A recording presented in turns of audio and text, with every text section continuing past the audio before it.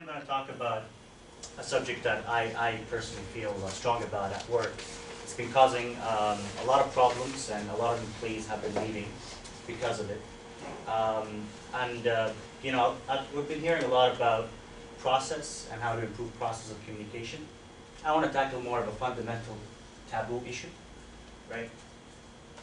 I mean, the question is, can men and women work together, right? Really, I mean, this is a taboo issue, and it's obviously what kind of, sexist, chauvinistic prick would I be if I said otherwise.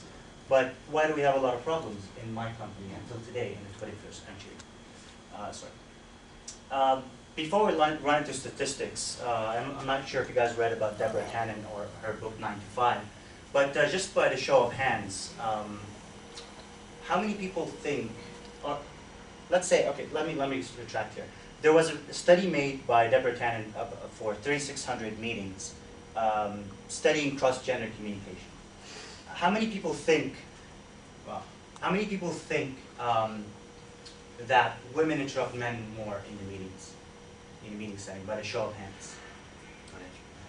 How many people think that men interrupt women more? By what percentage do you think? Majority. Probably 20% more than women. 96%. Men interrupt women in meetings, 96%. Women actually listen better and they interrupt only 4%. This is across gender. I did not show any statistics meant to men or women to women, but I can show that later if you wish. Women are misunderstood by men 70% of the time in meetings, while men are misunderstood 30% of the times by women. And women's work is being misrecognized 62% of the times by men, while men are only misrecognized 13% by women. Does it mean that women understand better or work better or are more understanding or more effective?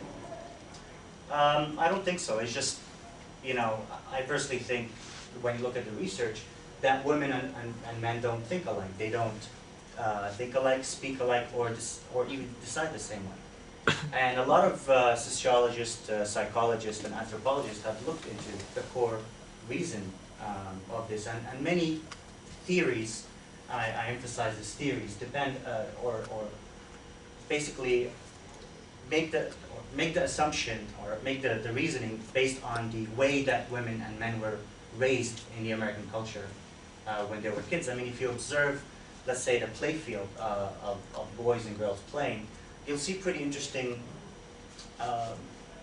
patterns. For example, girls usually communicate or they learn styles, linguistic styles, that focus on the rapport dimensions of communication, while boys usually focus on the status dimensions of communication. For example, girls will negotiate their best friend depending on, for example, who's having my secret. For example, the girl that I speak to most or communicate with most is probably my best friend. They tend to be in small groups. They tend to downplay rather than emphasize their status. They always like to compliment the other. They know that, for example, if they challenge the other and become bossy, they will not become popular, right? While men, on the other hand, usually gather in big groups, usually big, large groups. It is known that not everyone is equal. There's always a leader emerging. They emphasize their status rather than downplay. You know, every guy accepts that, whether they like it or not. Being bossy is seen as being a leader.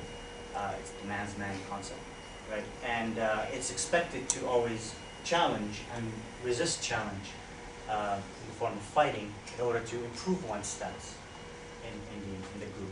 So in a sense, it's like a cross-cultural communication problem in a company. When you have women and men communicating with each other, there is a serious misunderstanding of what they say, and don't expect that what you would naturally say as a guy is the same as what you would naturally say as a girl, just because of the background differences. So, I mean, there's a lot of research about this, and the point of this presentation is not to drill down into the details of research. There's a lot of books I can refer you to. However, I just wanted to give you some food of thought and perhaps discuss this issue further and improve upon it. For example, major interpretation in the workforce, boasting who do you guys think does most of the boasting at work? Yeah. Men, right? And does that help them get recognized better, right? Who apologizes more, right? Does that sometimes get misinterpreted as weakness, right? Who gives indirect feedback? Women, mostly. Men usually give very direct feedback. I mean, a very interesting example is my boss once, she's a very respectful engineer. She always would feedback on my reports by saying, you did very well here, you did very good here, and you know, this is the most amazing thing, but improve this, and if you can improve that. So I went and just improved those two things, and then I give it back to her, and then she gives me again the same feedback. Yeah, but improve this and improve that. You know, and I kept telling her, are you changing your mind? You just said my report was very good, right? But what she really meant is, my report is crap, and those are the points you have to improve to make it good. And you know, I'm telling her, like, why did you become direct with me? Right? Tell me what it is. I won't get assaulted, I promise. But that's how women are. They try to save face. They give you some compliments to save your face, while men don't care, right? Opposition, you know, sometimes how many people have recognized men fighting with each other in the meeting, and then after they get out of the meeting, they're playing golf and having lunch together, right? Ritual opposition is a form of challenge. Men challenge each other to pose their superiority, while women take it offensively sometimes. Turn talking would probably hurt interruptions, right? Men interrupt all the time. They don't wait for their turn to talk, while women just sit in the back and wait for their turn, most of the time, right? So, I mean, businesses should train their employees, that's my argument, to have the critical skill to become aware of the cross-gender linguistic styles, so that they can work well together. I can jump into a lot more topic, but I guess that's not the topic. It is the focus of my talk today. Any questions? Don't you think that this whole issue of communication, or just the examples that you talked about, are not really between the men and women, or really the personalities of the people? Because I think if you put, I mean, not all men are created equal, not all women are created equal, right? And the organization where I work, there are some women that will cut you off before any man would even think about doing it, you know? And it's their personality, and they're no less of a woman as anybody else. So really, it's some sort of people interrupt more, the others interrupt less, and I mean, all the other examples would probably this as well. It's really what kind of, I don't know, if you take the colors test, right, I think we're going to take it in the class we're taking together too, you'll see that there are red, green, blue, yellows, and those really, red interrupt more, regardless, men or women. Green tend to kind of fall back, yeah, you know, blues kind of sit in themselves. And that's really, I think, more of the communication issue there rather than men and women.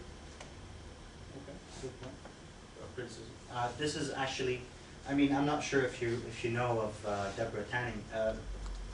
You probably are aware of the research, and this is basically a consistent problem. She is basically